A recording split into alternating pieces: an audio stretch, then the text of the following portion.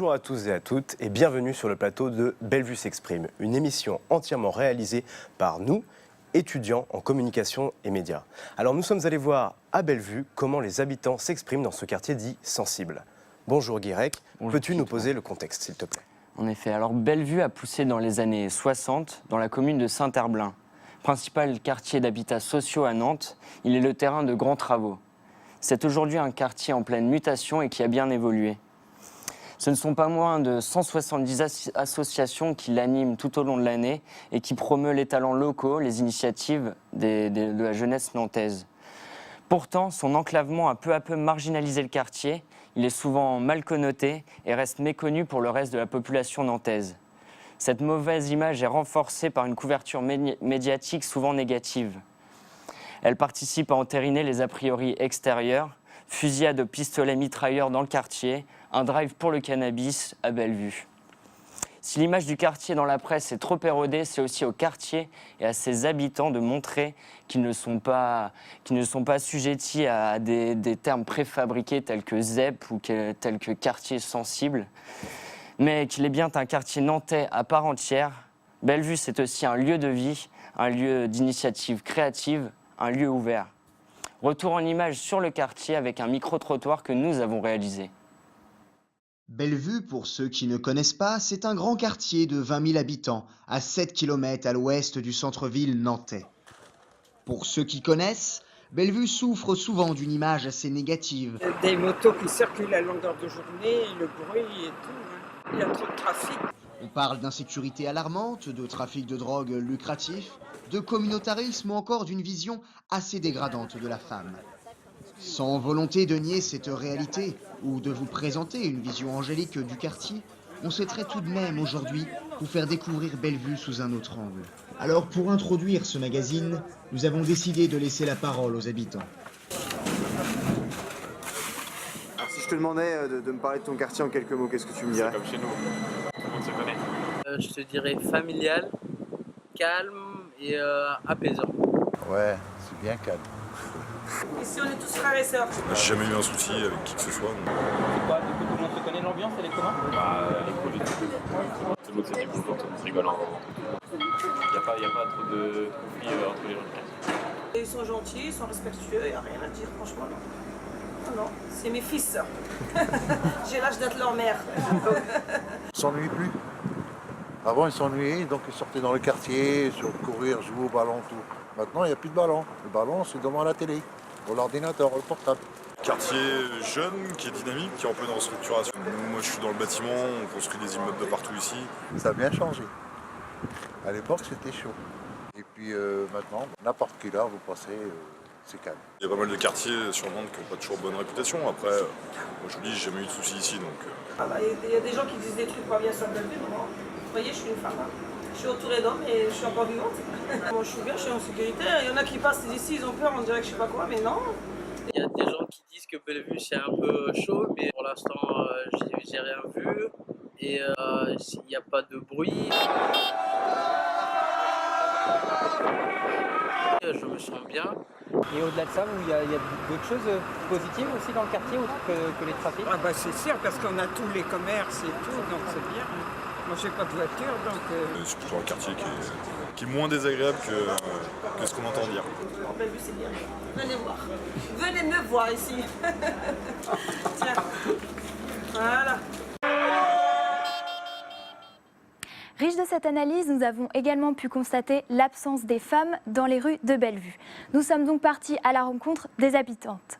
Ces femmes, riches de projets, nous ont parlé de la vision qu'elles ont de leur quartier et des actions qu'elles mènent pour tenter de replacer les femmes au cœur de Bellevue. Alors, je m'appelle Catherine, je suis habitante du quartier depuis une dizaine d'années. Je m'appelle Jamila Al-Koubeili et donc j'habite dans le quartier depuis très longtemps. En fait, je suis arrivée depuis 1975.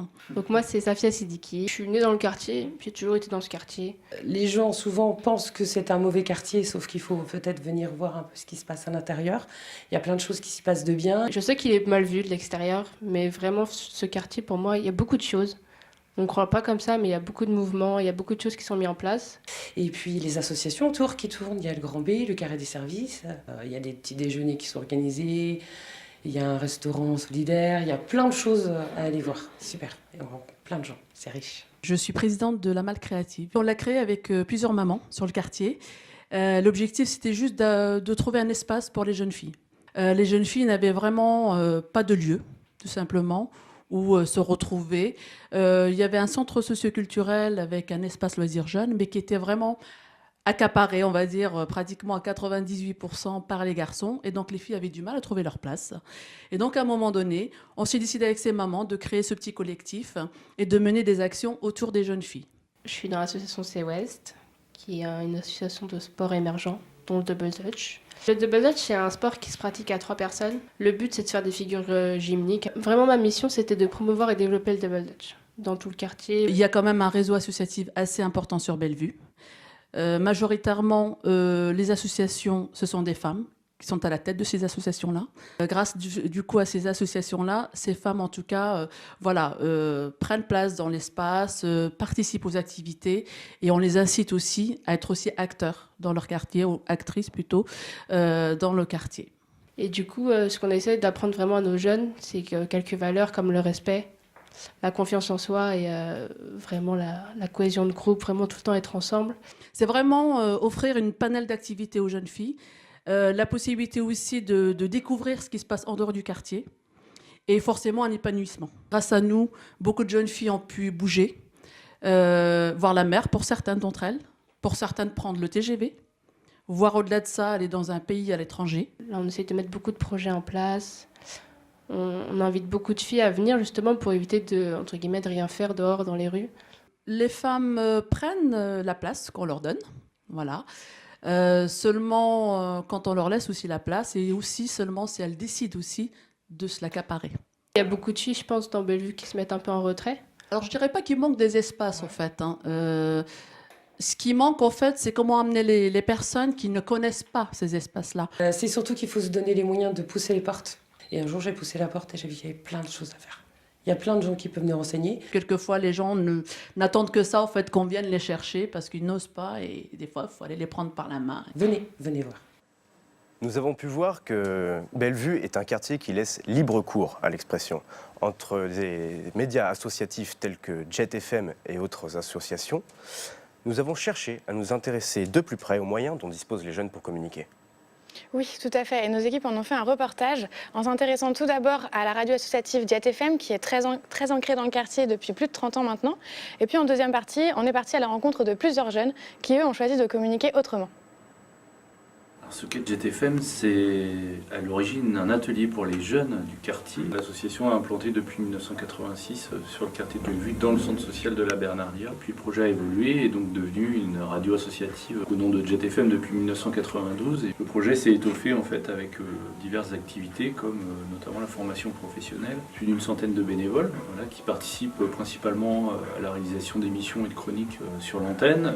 C'est une équipe de 8 salariés, 3 services civiques aussi. Alors, la radio Jet FM, c'est pas une radio de quartier, c'est une radio dans un quartier. Le lien qu'on a, on va dire plus physiquement, ça va se traduire par des actions, notamment dans les établissements scolaires ou avec les habitants du quartier, mais sur des actions spécifiques qui ne sont pas forcément portées à l'antenne. Mais on a toujours ce lien avec le quartier, notamment parce qu'on est dans un centre social, culturel, des compagnies de théâtre, qui d'ailleurs pour certaines viennent faire des émissions sur Jet. Donc on a ce lien en permanence aussi avec le quartier. On est vraiment de manière permanente sur ce volet d'éducation média radio et donc on intervient. Alors ça va de l'élémentaire en passant par le collège, au lycée, jusqu'à l'apprentissage, à l'université aussi on a dit. Et puis leur expliquer aussi qu'on peut faire plein de choses en radio. C'est-à-dire que tout ce qui existe par exemple en télé, de la fiction, du documentaire, du reportage, tout ça se fait en radio.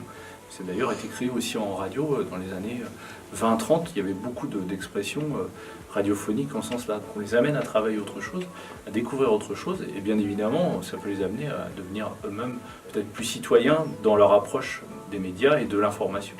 De leur apporter peut-être, on va dire, une connaissance de ce qui se passe sur le quartier et de les amener justement à intégrer la radio pour un projet qui pourrait porter ensuite. Donc c'est comment on utilise toujours l'outil radio pour développer des projets qui répondent à des besoins sur le territoire, et plus spécifiquement bien évidemment sur Bellevue.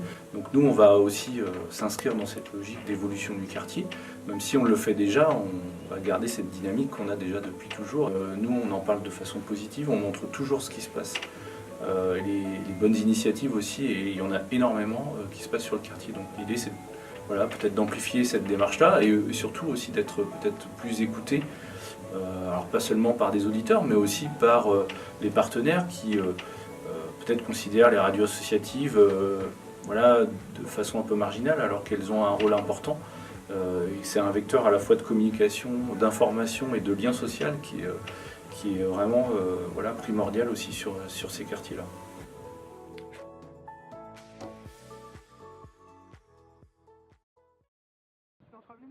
D'autres projets naissent à Bellevue. 3 autodidactes du quartier, Mamo, Afed et Soriba, ont lancé en septembre dernier la web-série Out sur le réseau YouTube. Partons à la rencontre de ces jeunes qui ont su tirer parti de ces nouveaux médias pour libérer la parole.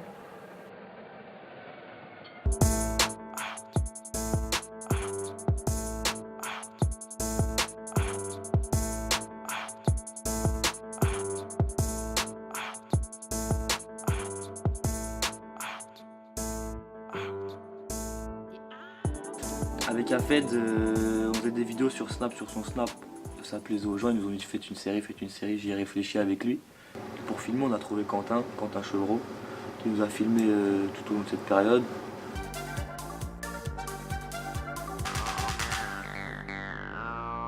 Les acteurs transmettent leurs valeurs en mettant en scène leur quotidien. La série elle parle de 3 amis d'enfance. Ils ont entre guillemets chacun un projet. Soriba il a son projet, c'est un vrai projet dans la série. Afed lui c'est dans l'illégalité et moi c'est les filles comme on a pu le voir. Mais il y a aussi beaucoup de solidarité, qu'on soit proche ou non. Parce que dans un quartier c'est ce qui compte. Et c'est ce qu'on veut montrer. Le bon côté du quartier et les mauvais. Mais toujours comme ça, solidaire.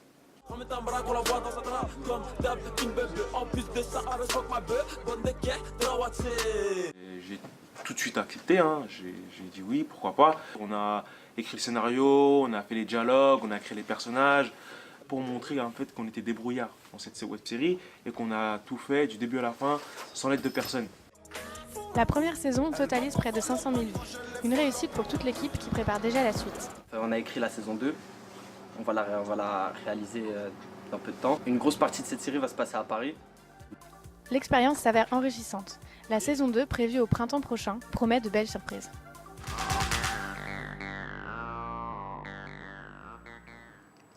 Des médias associatifs et vivants existent donc bel et bien au sein de ce quartier et permettent aux jeunes de s'exprimer.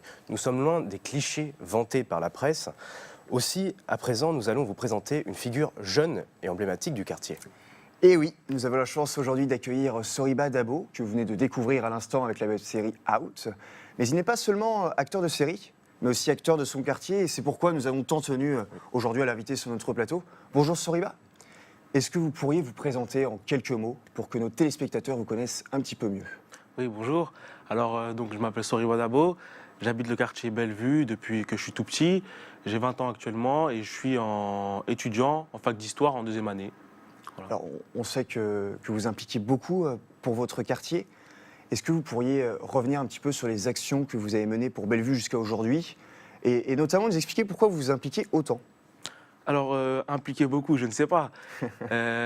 Moi, j'aime beaucoup le rap et parmi les rappeurs que j'écoute, il y en a un qui se nomme Esprit Noir et il a un titre que j'aime tout particulièrement qui s'appelle Paramètres où il dit « On veut changer les paramètres ».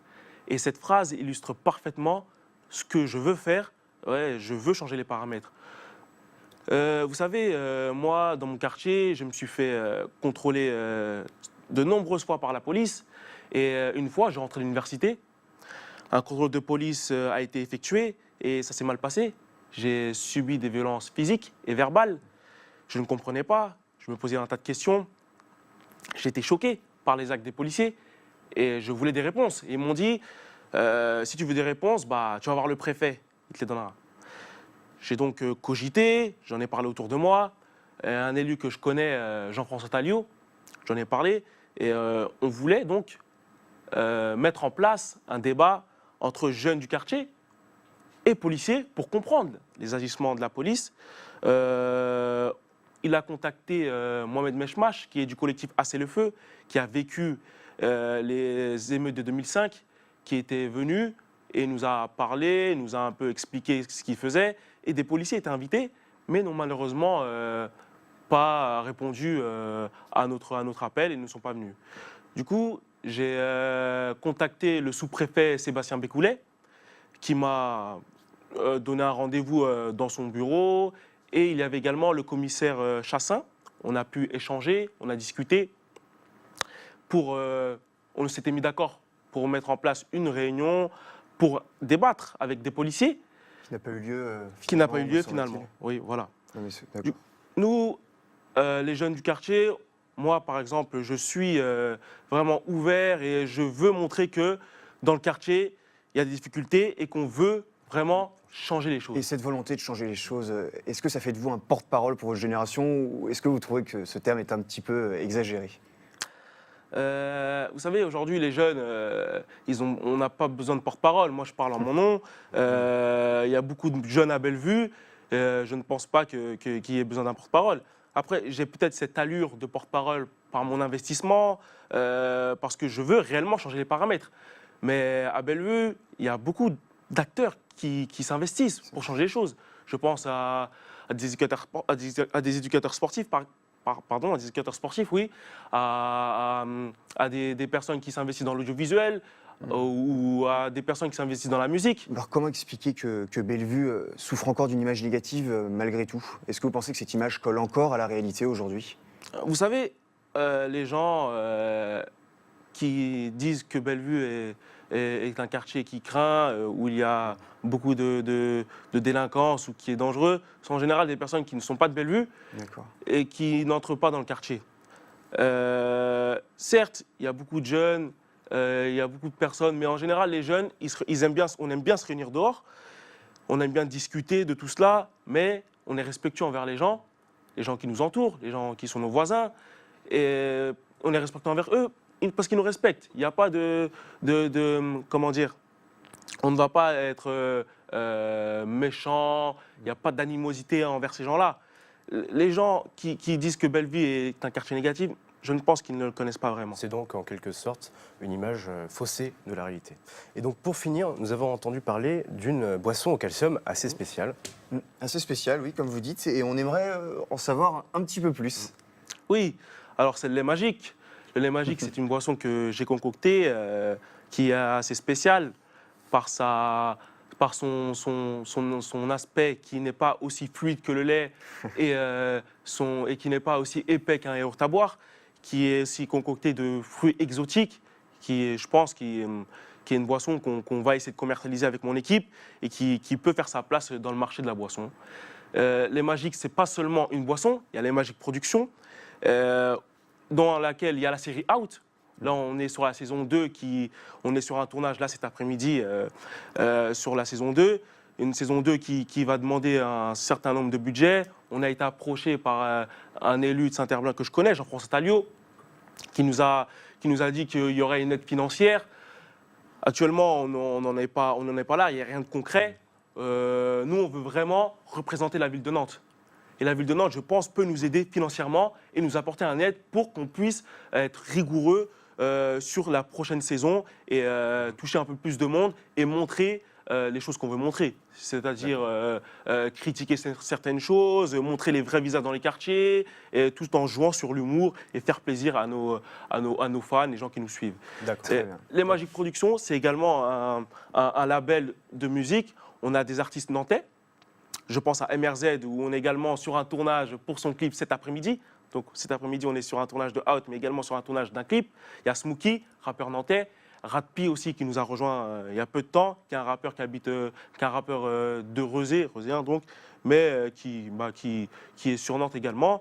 Et, du coup, la musique, c'est également un moyen de s'exprimer. On veut vraiment donner à toutes ces personnes-là les moyens de s'exprimer et on touche un peu à différentes choses, la musique, la série, et voilà. D'accord. Eh ben, merci beaucoup, Soriba.